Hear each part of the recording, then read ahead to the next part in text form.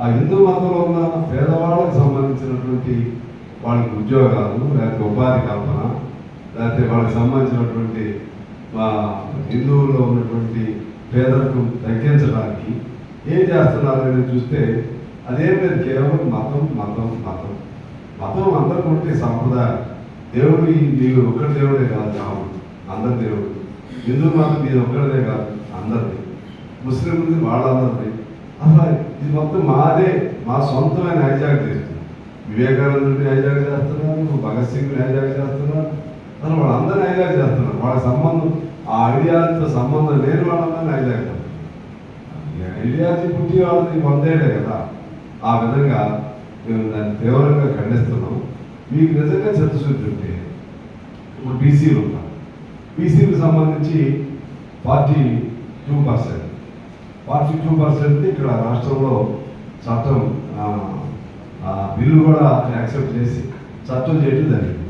ఈ చట్టాన్ని వాళ్ళు అంగీకరించాలి. అంగీకరించాలంటే కేంద్రం కూడా డైరెక్ట్గా చేయలేదు, అది వాస్తవం. సుప్రీంకోర్టు తీర్పు ఉంది. దానికి సంబంధించి మీరు ఒక చట్టాన్ని తీసుకురావాలి, కేంద్రంలో చట్టాన్ని తీసుకురావాలి. అప్పుడు కేంద్ర చట్టం తీసుకొస్తే ఏమైందంటే సుప్రీంకోర్టును కూడా పరిగణలో తీసుకుని సుప్రీంకోర్టు కూడా మనం ఒక అప్పీల్ పెట్టి కేంద్రం నుంచి, తద్వారా సుప్రీంకోర్టును కూడా న్యూట్రల్ చేసుకుంటూ ఆ విధంగా ఈ ఉన్న భౌతిక పరిస్థితుల్లో బీసీలు వెనకబడినటువంటి వర్గాల వాళ్ళగా రావాల్సినటువంటి అవసరాలు, వాళ్ళ హక్కుల గురించి సుప్రీంకోర్టు కూడా కేంద్రం అర్థమయ్యేట్టుగా మనం వాళ్ళకి ఒక అఫిడవిట్ లాగా వేసి తద్వారా చట్టాన్ని కూడా మార్చవచ్చు.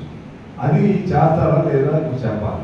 అంతకుముందు రాష్ట్ర ప్రభుత్వాన్ని, రేవంత్ రెడ్డి గారి ప్రభుత్వాన్ని మీరు దమ్ముంటే చేయండి అన్న, చేశారు. దమ్ముంటే అయిపోయింది, డ్యూటీ అయిపోయింది. డ్యూటీ అయిపోయిన తర్వాత అది అవ్వకుండా మీరు చేశారు.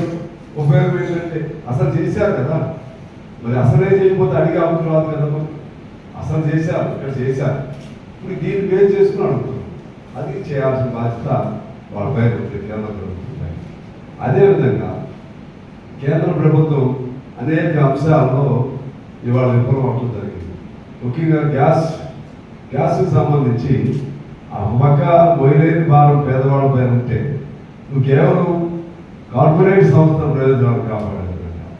విపరీతంగా పెట్రోల్, డీజిల్ ధరలు ఇప్పటికే ఆకాశాన్ని అంటున్నాయి, అన్ని ధరలు ఆకాశాన్ని అందుతున్నాయి. ఇప్పుడు ఏకంగా గ్యాస్ పైన 50 రూపాయలు పెంచడం జరిగింది.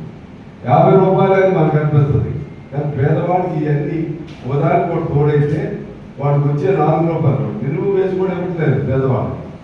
దాంతో ఇబ్బంది జరుగుతూ ఉంది. దాని తక్షణం విడుదల, గ్యాస్ సిలిండర్ పైన 50 రూపాయలు పెంచిన దాన్ని విడుదల విత్డ్రా చేసుకోవాలి.